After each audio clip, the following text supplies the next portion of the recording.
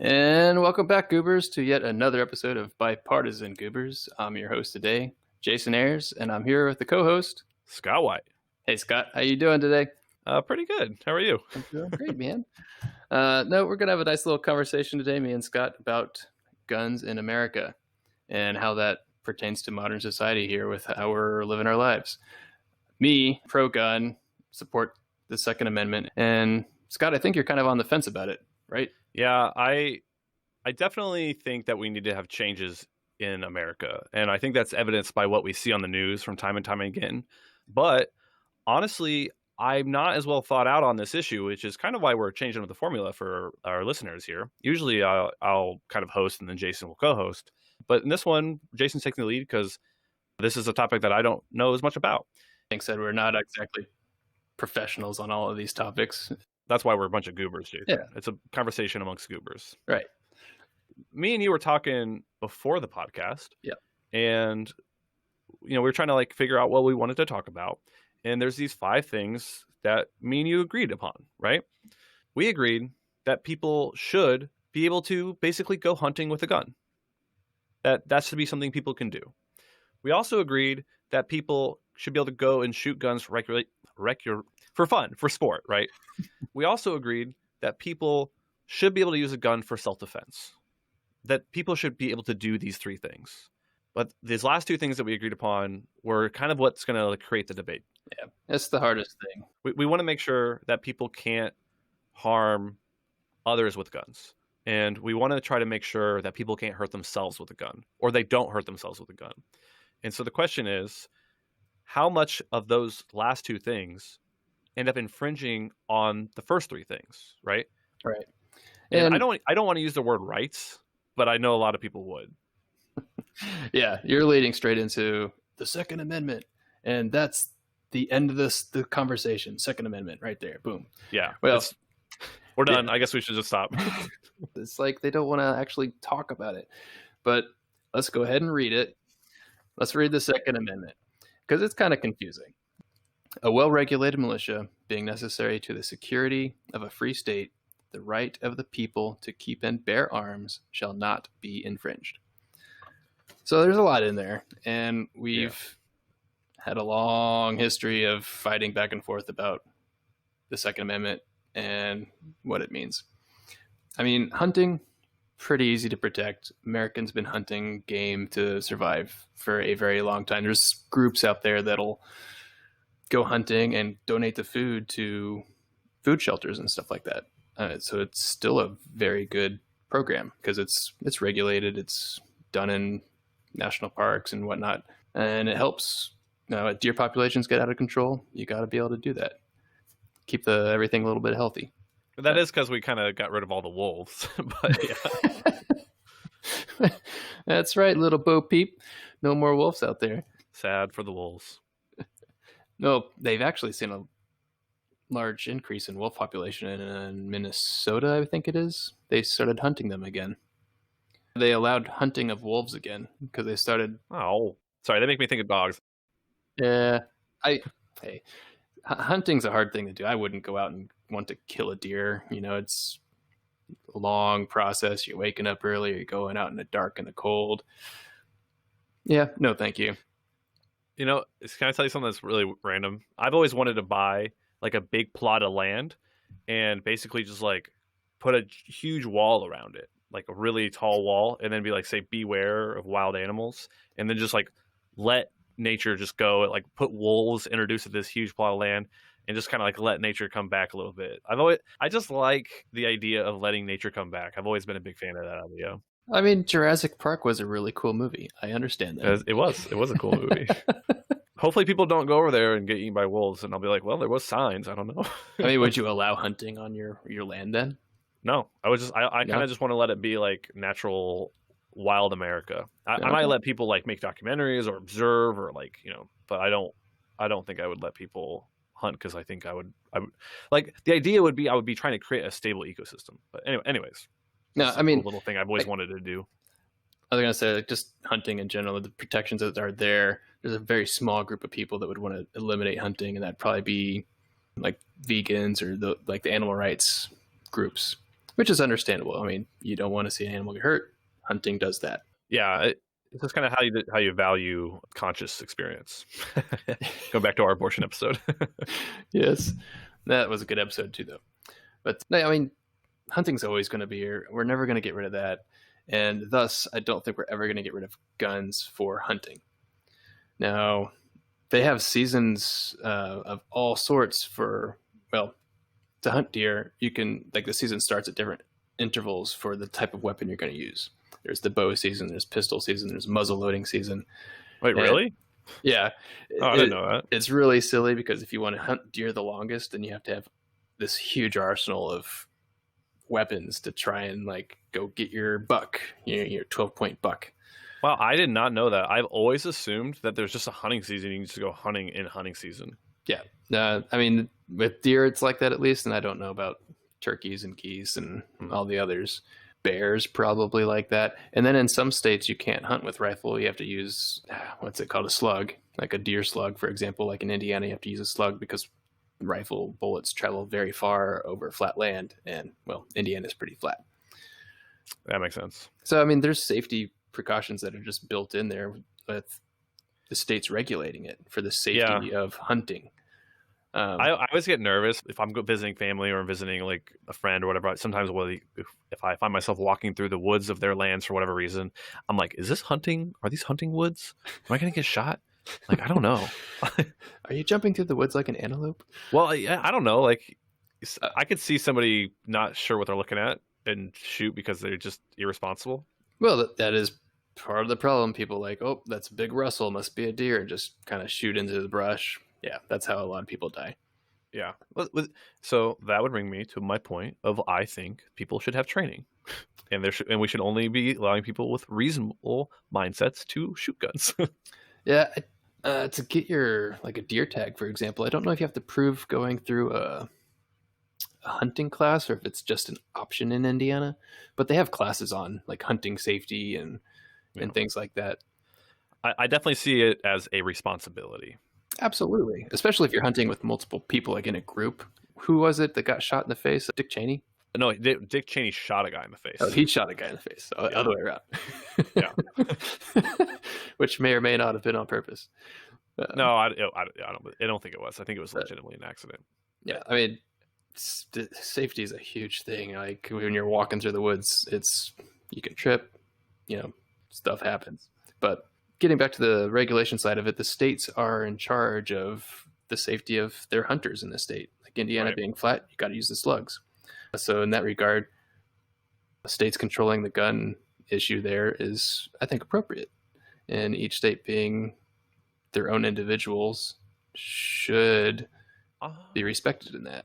I would agree that in this case, that makes sense. Like, the state should be in charge of hunting. Now, I don't know if I agree on every other point, and I'll explain why shortly. But like for example, if we're going to talk about like personal protection, I might disagree with you.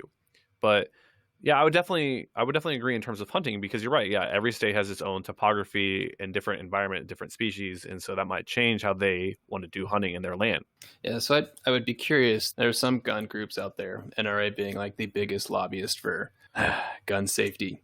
But there's another group, the National Association for Gun Rights, and they kind of mirror the NRA, but they're like just hardcore, like no negotiation with gun controls, like no gun control at all. But how is that any different than the NRA? Well, they've worked with it. They've like kind of supported certain things here and there, and the NRA is just a giant lobbyist group at this point that advocates for gun safety and learning how to shoot guns. But I don't know. Let me tell you this, okay? And this is my opinion, and I'm not super well researched, so everybody take what I'm going to say with a grain of salt. But from what I can tell, the NRA is a bunch of bullshit. And I agree. I tried to get on their website, and it was the most just kind of confusing thing. Just trying to find a simple mission statement. It was like finding organizations within organizations within organizations. I was like, oh my gosh, who knows what they're doing?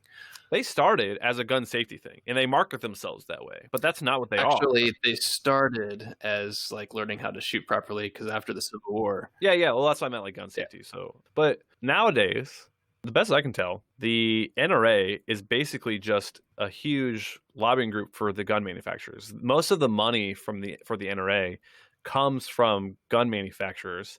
Not even that, it's not even American gun companies as well. Like there's a lot of foreign gun companies, and they go and they Right. actually will even push gun issues in other countries. Like we think of the NRA as like this American thing, right? But the NRA is a kind of just a big push to buy lots of guns, to get guns into people's hands.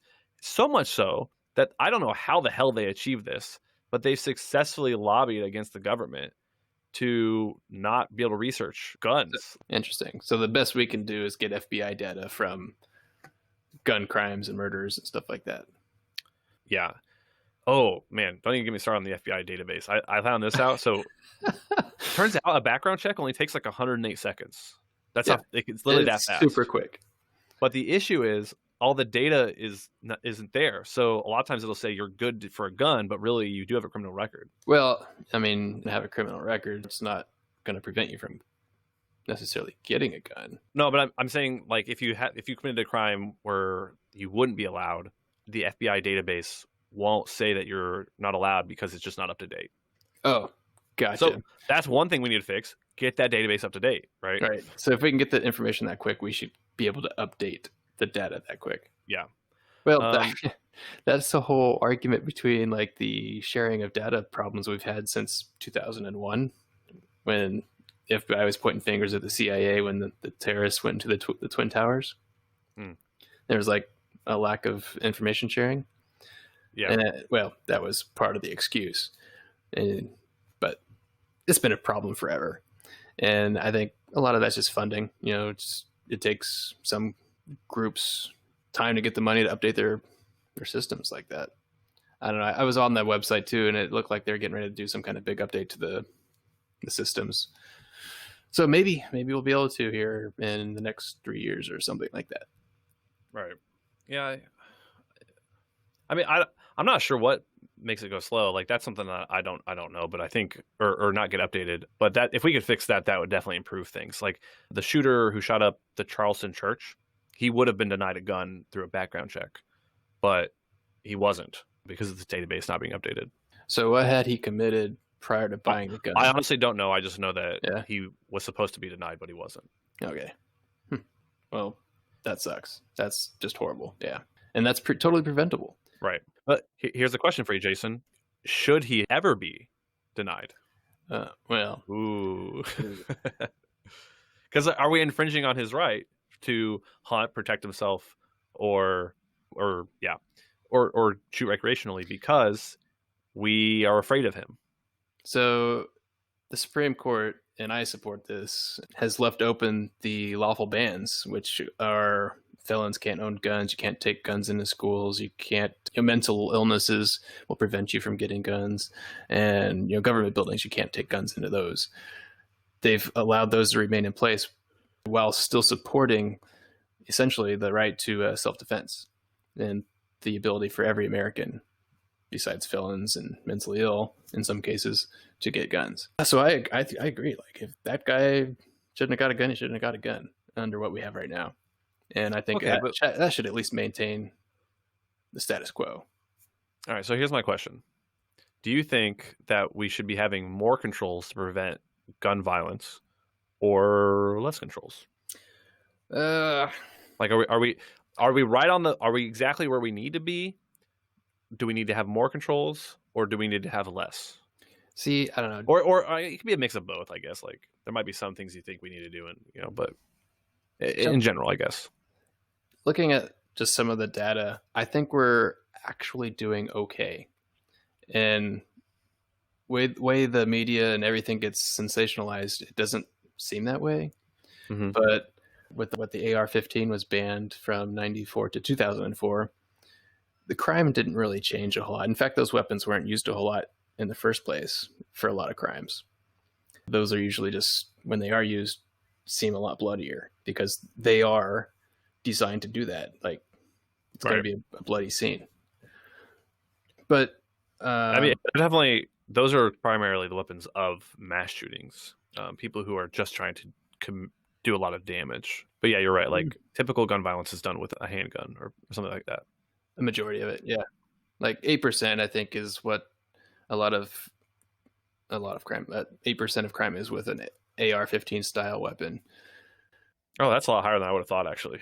Really? Like all gun violence, or I would have thought it would have been higher than that. No, just AR-15 style weapons are Okay. used 8% of the time with the umbrella of gun violence. okay. Yeah, that is higher than If that makes sense. I would have definitely thought it'd be like 1%. Well, I thought it would have been higher because of how common AR-15s are out there. They're cheap to get. You can get one for like $400. I think the reason that people would choose them for mass shootings is because you're not trying to hide the fact that you're killing people. But when you are trying to, kill like a rival gang member, you don't want to necessarily be flashing your gun with a big rifle coming up the door. You want to have that tucked away and pull it out. So it's not great for those kind of attacks. So, well, interesting fact though, from like 2004 at the end of that ban to 2005, murder only increased 3.4%, and I got that off the FBI website.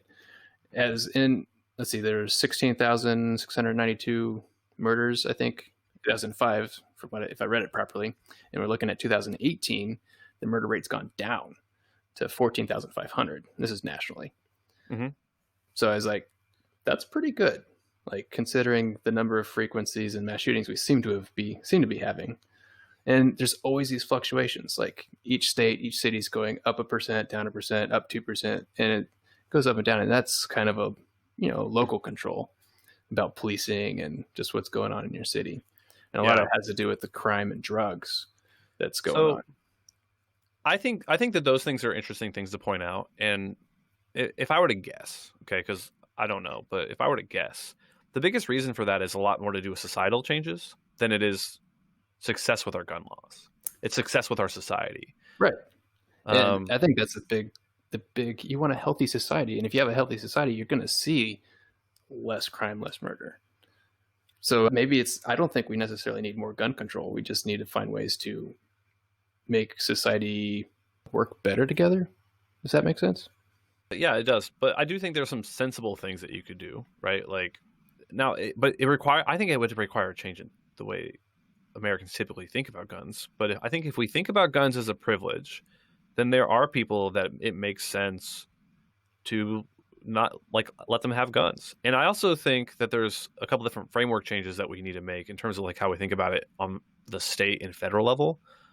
But yeah, I don't know, Jason. I think we should take a break. Like we need to take our take a breather. Yeah, take it. So we're going to take a break, and then we'll come back, and then I'll try to get into a little bit of what I mean.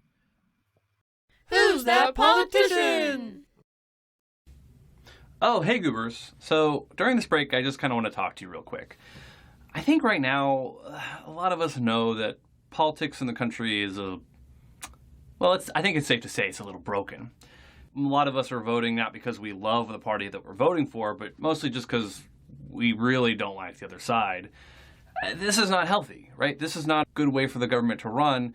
And honestly, how are we going to get anything done if nobody can ever agree on anything? I think like what we're trying to do here with Bipartisan Goobers is we're effectively just trying to help build a way of having a conversation, like getting people back to this idea that politics can be a fun, collaborative effort, and really trying to help build that into our society. Like, that's what politics should be. It doesn't need to be this destructive, angry force. It can be a fun, collaborative, constructive force.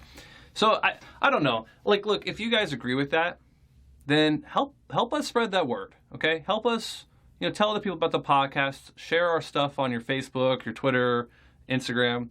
And I think that I want to be an antidote. I want to be a good force in the world, something that helps my country get better.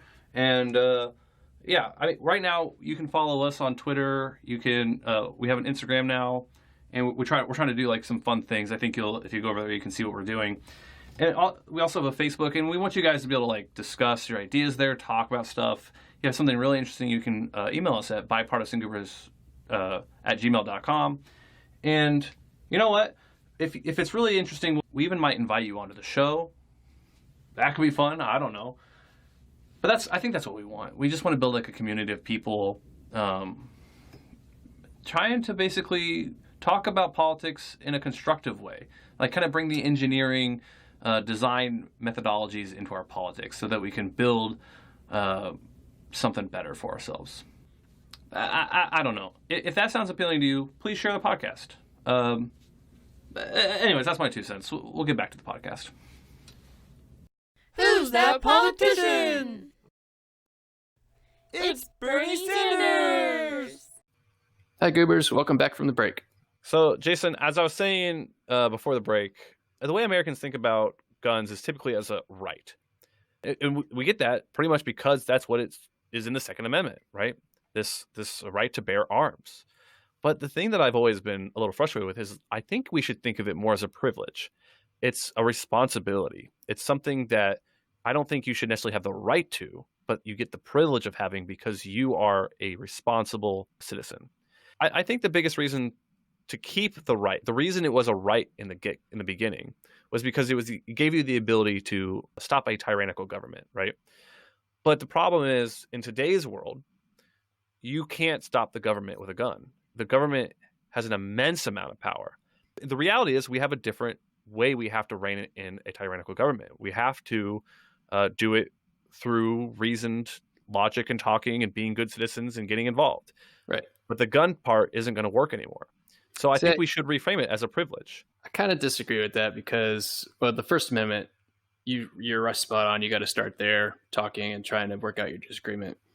And luckily, for the most part, we've been able to do that since the Civil War. But the whole arsenal thing, I disagree with you. I mean, look at the Afghanistan war. Those guys don't have nearly what the United States Army has. Sure, there's some backing from Russia or maybe some other governments, but for the most part, they just have AR-15s or AK-47s in their case, fighting back. And, they're still somewhat effective with those small arms, Well, as somebody who was over there, I didn't go to Afghanistan, but I was in Iraq. But somebody who spent time in the military, I'll tell you that they were an annoyance. They were a problem. They would kill people from time to time, but there was no risk of us losing to them. They were just hard to rein in because we weren't willing to wipe them out. Right. And so what more would you be in a battlefield situation, to lack for a better word? Well, I guess what I'm trying to say is, like, if the U.S. government really wanted to be tyrannical, they could wipe out those guys over there. If there were American citizens that were trying to, fight a tyrannical government, that tyrannical government could choose to just kill them all. The other issue is, even if that tyrannical government didn't want to do that and treated them in the same way that we treat the Taliban, for example, the worst that people could be is a nuisance, but they wouldn't be able to overthrow the government. That has to be done through different means. Guns are just not enough to do that today. Yeah, I don't know. I mean, I'd hate to even think down the lines what a civil war would look like nowadays. Yeah, I think we have to prevent those things in different ways. Right. But I think just owning an AR-15 and a massive amount of people fighting against and for something with enough willpower would affect change, a bloody ass change, but it would still be change. Right. But I guess my whole point is it shouldn't be a right. It should be a privilege. Somebody who's of sound mind, somebody who is a responsible person, somebody who doesn't have we don't have any reason to think they're going to do anything bad with it. We should be trying to set our laws up to basically give those people guns and not give guns to the people who are the opposite. Now, let me talk about one thing. There's 350 million guns or something like that in the United States, right? How do I prevent a responsible person from selling it to an irresponsible person, right? Through a private sale. How do I do that, Jason? You can't. I mean, it's going to happen with or without your permission. Disagree. Here's the thing. A responsible person, right, is going to do things by the book because they don't want to lose their house or run into issues with the government. They're going to protect their family, and they're going to protect their interests by following the laws. So laws should be set up a way where that person doesn't accidentally give their gun to a bad person. And the way you do that is, even for individual gun sales, one-on-one gun sales, you have a background check requirement. You can't give that guy a gun legally until you see that green check mark, because that guy is good. That's a lot of burden on a personal sale. I don't think so. Because how do you prove that you did? I guess then you're getting into an infrastructure on how you're proving that you did the background check for that person. So it's the same way that you do it for alcohol sales, right? Now, I would say if you're a bad guy and you have a good guy's ID, okay. But the thing is, we're trying to set up the system in a way that reduces it, right? We're not trying to be perfect. So because we perfection is not achievable, but what we can do is we can make a dent in these numbers that we're seeing of gun violence, and that's what I'm aiming to do with my thoughts. So I would say this: what you could do is have somebody basically go to buy the gun from you, and you go to a website, you type in his name, his driver's license, whatever information that you use to identify somebody in that particular state or federal system or whatever, and then if the green check mark comes back, you can go do the sale. Okay, but if it doesn't, then you've committed a felony or some kind of crime. You cannot sell a gun to somebody who think it might have violent tendencies. That is irresponsible, and guns should be a responsibility. Right. I mean, I agree it's irresponsible. I guess I'm still struggling to see how you're going to, like, what's the recourse, I guess, and like. Oh yeah, there has to be some kind of legal recourse. I mean, like when you break the law, there's a consequence, right? Now, what that is, we can talk about that another day. But I guess what I'm trying to say, there would be some kind of consequence to it. Like it could be now, like I would say it's kind of close to manslaughter, right? Like if I were to give a gun to a guy who's irresponsible and then he goes and shoots up a school, well, guess what? I have done something irresponsible and got people killed for it. Yeah, you're an associate. What is manslaughter? That is exactly that, right? You get drunk and drive behind the wheel and you run over somebody, you are going to get charged with manslaughter.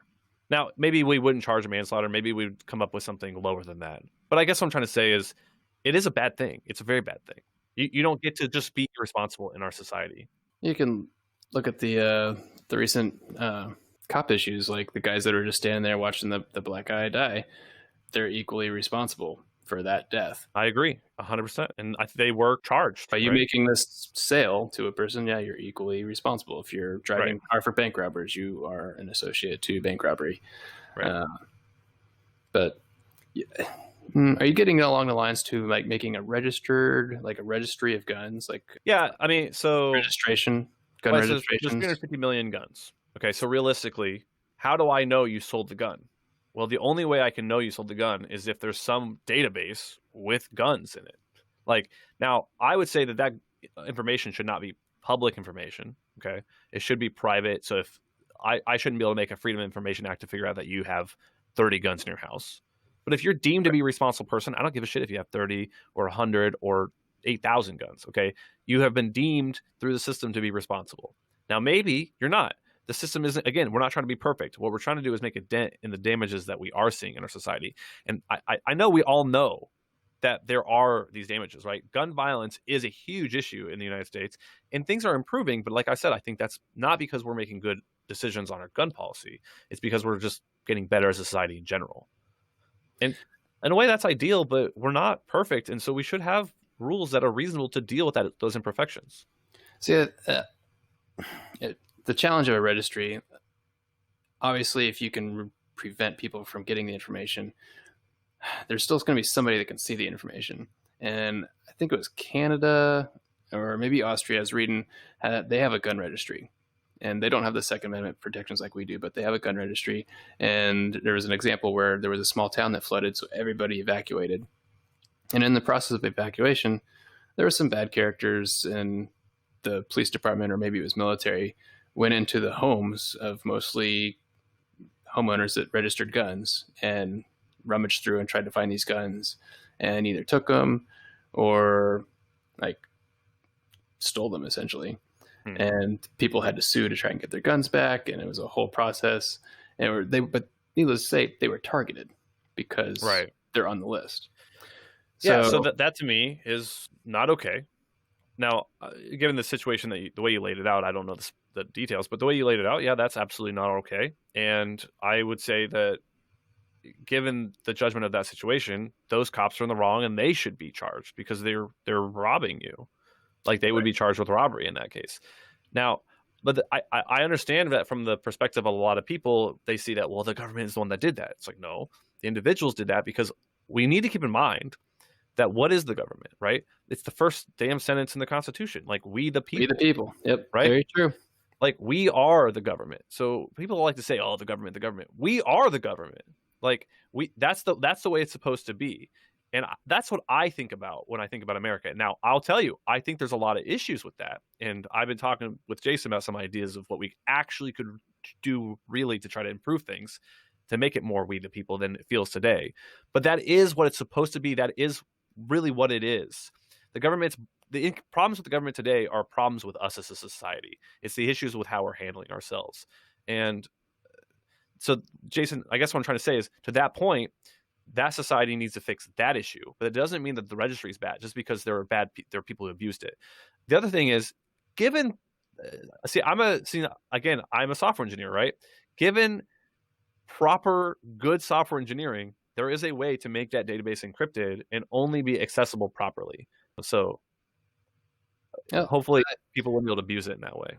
I mean, I agree. I love the idea behind a registry. I think it's a pretty simple idea, just like a car. But there's a way you can do it in a secure way with the online stuff, and there's probably a way you can do a secure transfer by going to your police department or whatnot and actually performing it there without anybody else seeing you exchange a weapon.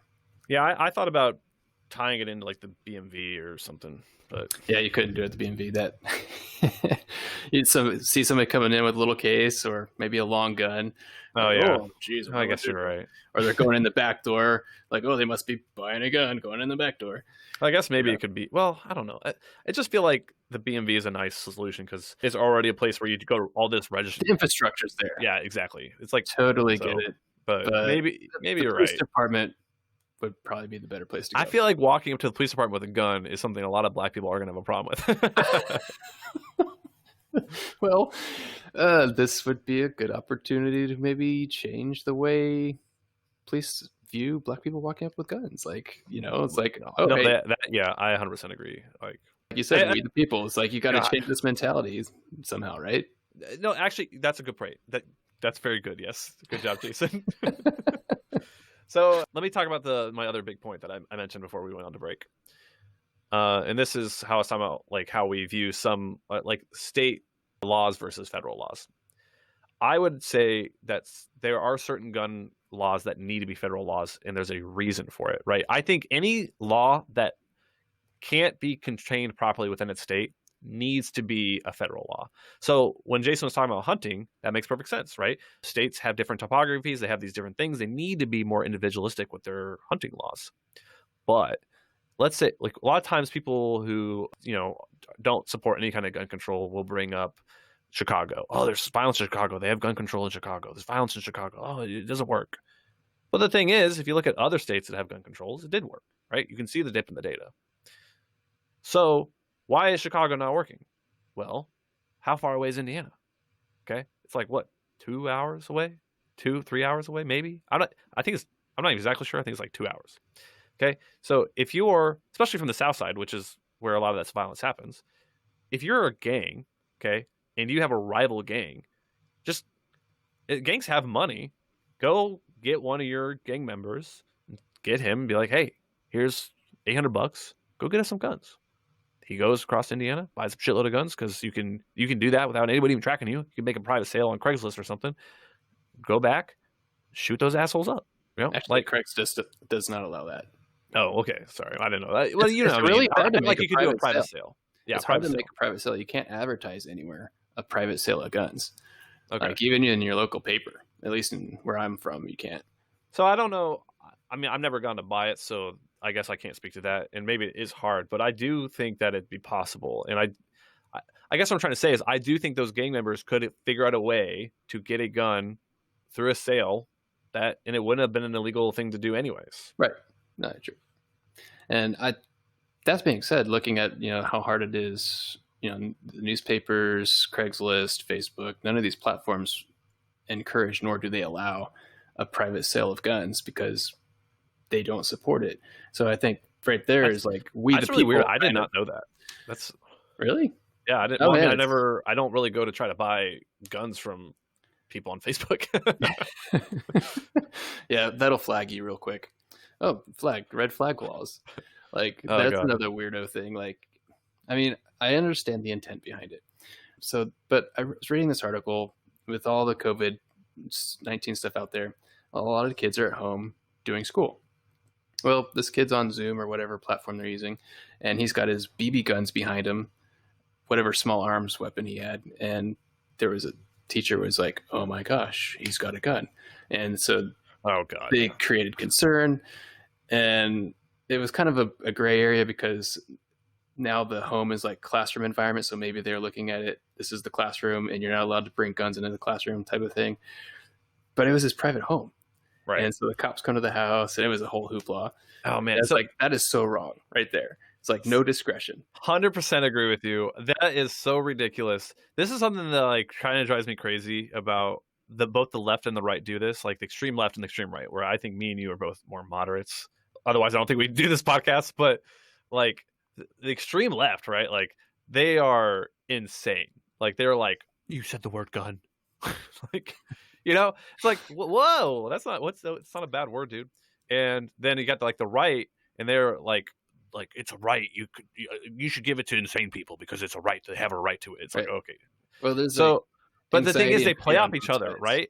They play off each other. Like the left will be all like, oh my God, like this. He has a gun. He said the word gun. We got to expel him. And then the right will be like, can you believe what these liberals are doing? They're trying to destroy America. And it's crazy because now it's happened at a point where it's in our national politics. And I mean, we all know the kind of things that the president says about liberals. So it just drives me crazy because it takes away from the united part of our name in the. So Anyway, here's another thing I was reading in the process of kind of just reading stuff on this topic.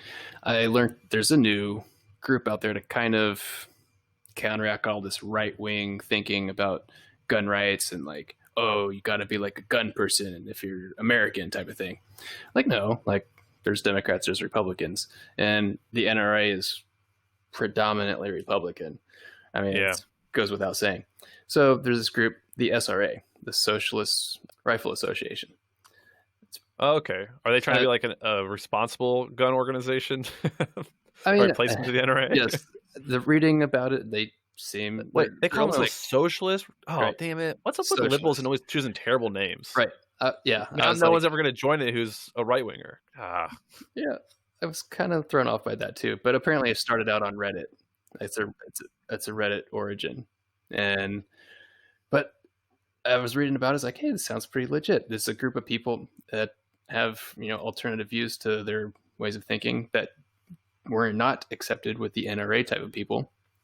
And well, let's just say, what are those types of people? A lot of like lesbians, gays, transgender. Just run down the list. If you've been, persecuted for your, way you look, the way you think, Okay. you're probably gonna be more of an SRA type of member. Yeah, because and you you weren't have a accepted need up to here. protect yourself, so you want to go. And you still like guns. You still like doing the platforms of everything that the NRA people do. They're just not like to the extremes and nor to the exclusions that the NRA does. So I was like, hey, this is pretty legit. But what really got me kind of pissed off and feeling for the SRA people is they're trying to join the National Shooting Society, NSSF, I think it was. Well, they got accepted. And then all of a sudden, a bunch of the right-wingers were like, wait a minute, the Socialist Rifle Association is joining? And they just went off on it like, no, you can't do this, blah, blah, blah. Well, like, then they got kicked out. And sorry, you can't be a part of us because some of our members essentially don't want you here. And it was like, I was like, that's not right. You've got two gun cultures that want to support proper ownership and enjoy guns. And you're just not going to allow that to come together and happen. Right. Like, somebody's wrong, and it's not the SRA. And then there was another situation they were trying to get in with the concealed carry group. They got accepted, and then all of a sudden, this right-wingers were all like, blah, blah, blah, blah. You can't be in here. You're a socialist. And they got kicked out because they didn't want to offend all their other members. And that really irks me. Yeah, that seems like discrimination. It is. And unfortunately, Like, that you're not type of like me, discrimination get is outta here. not protected because it's just a group trying to join another group and be like part of the groups. Yeah. Like at a convention and stuff like that. But it's just like, come on, like, what line of thinking, or like, where are you at mentally when you want to prohibit another, gun loving person to come along and shoot and maybe compete with? There's no exchange of anything there. Nobody gains from it, and it just makes the problem worse, because now you're pitting this group against you even more. Yeah, exactly. Even though they're not out there to hate you. The SRA is not out there to hate them. They're just made their own group because they wanted right a culture that supported each other. Yeah. It's just okay, so that brings me to a thought I've always had. I'm always afraid, like, I think radicalism can create radicalism, right? So if you have like these radical beliefs where you're so disrespectful to what you consider the other side, like this SRA, okay, I think what it ultimately that can result in is more radicalism, because, and I think I mentioned this before, it kind of sparks people to like get upset. So what I'm afraid of is that people are so unwilling to move on gun control that what's going to eventually happen is that we're going to end up electing somebody who's so anti-gun that they're going to just actually ban guns. And then the worst part is that'll be confirming all the people who are, so scared of, like, they're going to ban all our guns. Oh my God. They'll be like, well, your fear of that created the situation. Right. That's my fear, because we can't try any reasonable measures. So eventually we're like, people are just going to lose their minds and elect an insane person who's just gonna be like, let's get all the guns out of here.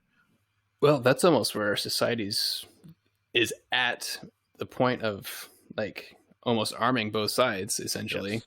This is why we need to work together. This is why we have to have some compromises, because otherwise we do this radicalization craziness. Tap the brakes, like, well, literally for the guy that drove through the crowd. Tap the brakes, dude. Yes. Like, you don't need to be running people over with your cars because you don't like them. And luckily, he didn't use a gun, but a car is equally as deadly, obviously. I don't know. You were talking about privilege and right. Like, I think Americans take everything as a right, almost everything. Like, they go traveling. Maybe we should put a limit on our passport issuances, because when you go traveling, sometimes Americans are viewed as like a nuisance and like, oh, you're just self-righteous American, think everything's deserved to you type of thing. And like, that's a bad place to be as a society when you're traveling somewhere. And you go places other times though, and they're like, oh, we love Americans, you guys are generous, and there's two sides to it. Yeah. But I'm just like, there's too much culture out there where we feel deserving because we're American. Right. Yeah, I definitely think Americans like to act like things are rights that are not rights. Like when people are like, "You're infringing my rights because I got to wear a mask," and I'm like, "That's not a constitution." Like, so you don't. Thou shalt never wear a mask. I don't know why I made it a command. It's not going to keep you from life, liberty, or happiness at all. Yeah. I don't know. Things are potentially by not wearing one, you're potentially limiting somebody else's life, liberty, and happiness. Mostly life in this case. I don't know. The COVID-19 is a different conversation, though. Well, that'll be another time and another date. I do think, well, I agree it's a different conversation. I do think it's related in the sense that people who are going to freak out, right, about like gun rights are the same kind of people who are going to freak out about wearing a mask and how that infringes on their rights. So, well, I mean, yeah. Look, I guess what I'm trying to say, Jason, is like, I think it's, as Americans, we're taught, right? It's in our Constitution that guns are a right. Okay. And I know that a lot of people like to argue that maybe we're talking about like a well-regulated militia, because if you actually look at the wording, it kind of seems like that's the subject of the sentence. And honestly, I kind of agree with that, but I understand that that's not what a lot of people think or see when they read that sentence. So that's the general culture, is that it's a right. Yeah, overlooking the regulation aspect of it. Right. But I think most people can hear and understand that you can't just have people running around, who are severely mentally ill with a gun. We don't want that. That's a reasonable thing not to want. And we don't want people who have committed violent crimes in the past to be able to get a gun. And maybe we should put a time limit on that, because I think people can grow, but that's a different conversation. And I think that there are reasonable controls that most of us agree with. And so really the conversation always just kind of comes down to like, where's that line at? So yeah, these people that are like so radical, it always annoys me that they are so vocal in the conversation, because it's like, what are you? I don't know why we all are still listening to you guys. We need to figure out a way to shut these people up so we don't have to constantly listen to them. It was like, okay, the adults are talking. Okay. The adults are talking. Here's just like a random crazy idea, but you take militia, well-regulated militia. What if we classified all frameworks of gun ownership into different militias? You've got the handgun militia, you've got the rifle militia, you got the assault rifle militia. Even though you can argue the term assault rifle is it's still just a gun. Yeah. But so now we've got these 3 militia groups. If you want to go buy a handgun for self-defense, you join this handgun militia within your own state to obtain your weapon, and you follow your state's laws through it all. And now you've got this well-regulated militia process to own guns. Huh. Okay, let me think about that. So, So we basically everybody is its own militia. So it's you still have the right to the gun, but you have the right through a militia, and the militias are based on the kind of guns that you have ownership through, so that you're still getting the training and doing all that stuff, right? Right. So to join this militia, there'd be processes to get into the militia. I like that as long as there's my only fear, just thinking about it, is that like somebody would take that as like, and it would get to their head, right? Like they're like you better back off. I'm part of the pistol militia, so I could have the right to shoot you now. Like, no, you don't. So I think maybe if the training was very clear about where their rights are, then I could 100% get on board with that. And I mean, I feel like there's enough programs out there. You're simply just putting a different verbiage on these things. You know, that's actually a really interesting idea, because then it wouldn't be like you need to get a background check.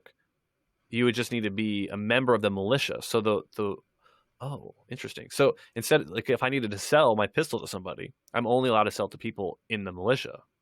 Potentially, right? Yeah. I mean, and the militia can be like, you don't have to get into the militia. You can be denied access to the militia. So it's a well-regulated militia, and you're denied access to the militia because you are not fit for service, right? Right.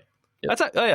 That's actually a really good idea. As long as we're not activating people with guns in the wrong situations.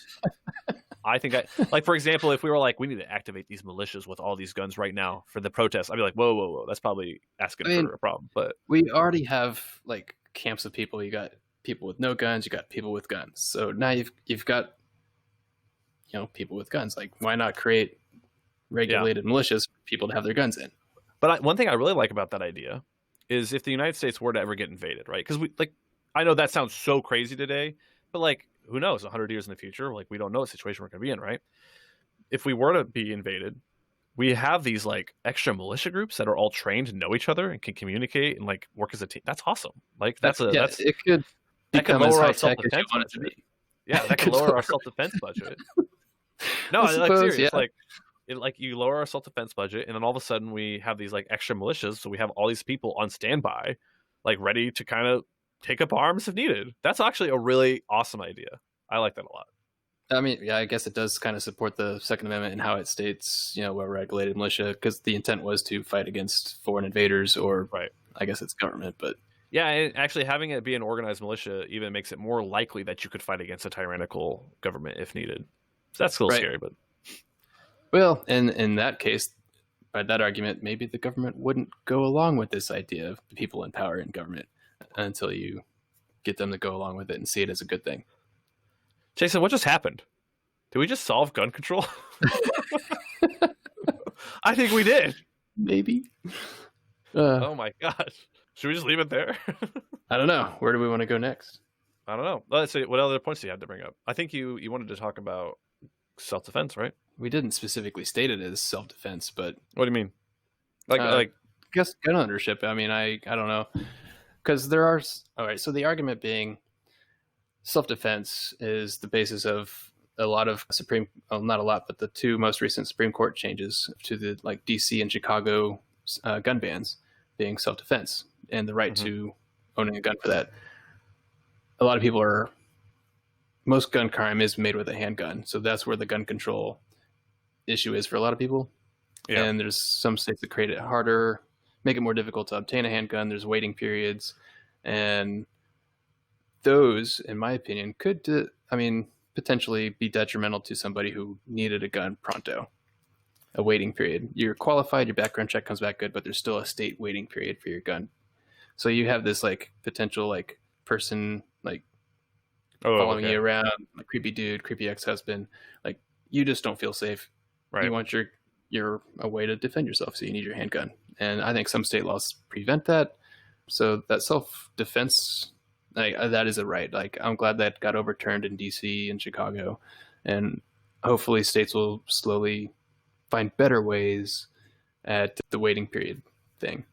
Yeah, I mean, again, because I have the viewpoint I have, I wouldn't say it's a right. Like, I think you have the right to defend yourself, but the right to defend yourself via a gun would be a privilege, because just because you have the right to defend yourself doesn't mean you now get access to a gun, even if you're a danger. That's right? That's very true. I mean, you can go buy a can of bear spray that acts. You can shoot that stuff 60 feet, and it's just as effective at repelling somebody. I'm okay with, like, if you're doing things that, I guess I'm okay with that. Like, if you're doing things that aren't going to be lethal to people or horribly maiming them or damaging them in some permanent way, and maybe Bear Mace does that, but then I would have no problem with allowing pretty much anybody to buy that.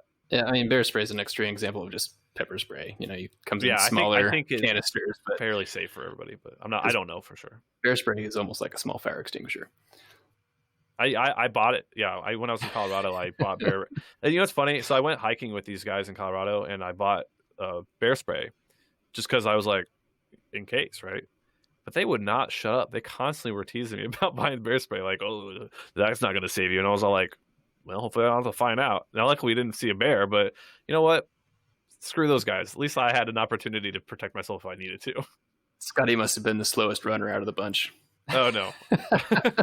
Oh, actually, you know what? Maybe. That was a weird trip because I've always thought of myself as fairly in shape. But, man, they were just out hiking me. Like, I was constantly not at altitude. An extra 5,000 feet. Yeah.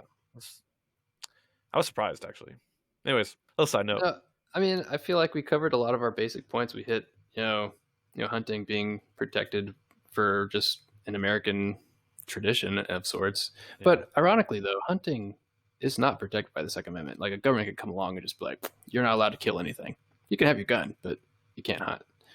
So, animal rights activists, there's still hope. I mean, like, I would think that hunting is a privilege, right? Like, yeah, you're right. Like, it's not really part of the Second Amendment that you get to use it to hunt animals. But I would definitely say that's another reason I like the privilege framework, right? Hunting is a privilege. I think the other aspects of, self-defense and recreation should also be privilege. And that's basically just my appeal, or like the appeal I want to make to people that are listening to this. I just think that we should think of it as a privilege rather than a right. That's the only change I want to make. And yeah, obviously that would make a change to the Second Amendment. And we could even, still add it into it as an amendment, but rename it as a privilege. Now, I wanted to talk about one thing about the self-defense, because this was a point I didn't get to. But I wanted to basically say, like, I do think self-defense with a gun is okay, but I have a problem with people who, I don't think it's okay for people to shoot when it was just like absolutely not required. You know what I mean? Yeah, like the Zimmerman case. Yes. Well, he didn't necessarily pull his gun out distance between the two and shoot him. It was a scuffle, and he wound up shooting Zimmerman. Yeah, I think that was an abuse of power. Like, because guns do give you power in the same way that police officers have power with guns. And I think that when you're going to train people with guns, you need to teach them that there's a time to use it and there's a time not to use it. And you can absolutely get in trouble for abusing that power. Like, so if somebody broke into your house, okay, I don't think you just get to shoot them. Like, right. I don't think that's acceptable. Well, I mean, I think our court system would cover that, but it's the same thing when the police use their weapons. It goes through an extreme case of, like, we're looking at every aspect here. Did you need to use your weapon? Yeah. And now, having your gun drawn and ready to fire is absolutely acceptable. Okay, I want to make that clear. Right. I don't think that you shouldn't pull your gun out. But I think if you're just like, you're in my house, get out, and then you shoot them anyways, no. Like, that's not okay, because you're abusing the power that you have over that person. Now, that person put themselves in that predicament, so I'm not saying they're blameless. They're absolutely have blame on their action. But you're abusing your power by taking that shot. Now, if they ran at you, okay, take the shot. That's understandable. But if they pull a gun or in any way elevate the threatening behavior, you have the right to shoot. But otherwise, I don't think you do. Now, how do you prove that? That's a different story. Yeah. Well, depends where the bullet got entered into. Oh yeah. Can't I shoot think him in that's the why back. people get in trouble for shooting him in the back. Yeah, Don't shoot that's him in the good. back. I think they should. That's an abuse of power. Yeah, I don't know. I think you should still have the right to whatever form of weapon to use for your self-protection. Well, a handgun yeah. is not necessarily the proper use of proper weapon for self-protection in a lot of cases. Like elderly people, like I don't know, like not every elderly person is capable of handling a firearm. My neighbor accidentally got shot because her elderly friend was playing with her gun and Oh, God. accidentally shot her. I just told you know, like we've been talking, like there's been a debate for a long time about whether or not we should take licenses from like elderly people, right? And I know in a lot of cases we do. Like sometimes your vision goes bad enough that you're not allowed to drive because driving is a privilege. Right. That would be interesting if we started treating guns the same way. Like, hey, you're too old. you can't see what you're doing. You can't even pick it up, the gun, without shaking like crazy. Like, no. Well, I think the problem is that a lot of people are too prideful to admit they've reached that point. I see that a lot in the workplace. My wife does too. Being a flight attendant, she's a lot of elderly people that it's like, could you really lift that 40-pound emergency exit door as a flight attendant being 70 years old? Like, Wow, I never even thought of that. So there's probably other industries too, where it's just, there's like a respect for your elders still, which is, I agree, but the safety, it gets overlooked. Yeah, you shouldn't deny reality, right? Like, right. If in somebody's pride, this is something that's hard for a lot of us to overcome. Somebody's pride shouldn't get in the way of reason. Like, so for like, oh, this person's a prideful old person, but it's like, okay, but yeah, literally, you can't open the door to save everybody on the airplane. Like, you shouldn't be sitting there. That sounds like a really good bumper sticker. Like, don't put pride before reason, or like, yeah. I think we do that a lot, or we put other people's pride before reason too. Like, we're afraid to offend them. And that's part of the problem we're having with this whole gun debate is like people are too prideful to just admit like, okay, yeah, like we need to do something about this. And this goes to like millennials in the workplace or like younger people in the workplace. You know, sometimes you need to give them some damn critical feedback. You need to tell them what they did wrong. And the same thing goes when people get older. Like if you're doing something wrong, people need to tell you. And that's just being honest with people about that stuff. That's called having character. Now, don't be a dick, but be honest. Yep, character and a little like persuasion to get them to agree with you a little bit. Now, sometimes you're going to offend people. Yeah, sometimes you're going to offend people. What are you going to do? But people need to get over it. Be an adult, okay? You're going to be offended by a dirty diaper. I think this is a good place to wrap it up, Jason? I don't know. What do you think? Yeah. No, hey, Scotty, like I agreed. Great conversation. Hopefully, we both learned a little bit. I think we made some good points. And this isn't like the other episodes where I just ended up convincing you. I mean, you're not good. That's fine. Yeah, and I don't know if you're still on the fence or not, but maybe as time goes on, you'll start to see it in a different light. Or hopefully we all see things in a different light. Maybe there'll be progress towards something one way or another. Yeah. As long as people stop killing people with guns, like it's just silly. It is good that the numbers are going down. I'm happy to see that. And, like that's a good point. Like that society can continue to improve in its own regard. So I think that was honestly one of the most enlightening things you brought up during this conversation was because I was like, yeah, maybe society will continuously just improve on its own as it seems to do. I know a lot of times in this, especially this year, things feel bad, but I do think if you look at like the actual data, it's surprising how good things are starting to get. And I think the reason things feel bad is because we're all just a lot more aware of all the problems that have been here the whole time. Yeah, that's a good point. All right, Goobers. I think it's time to call it quits. Thanks for joining us. Good night.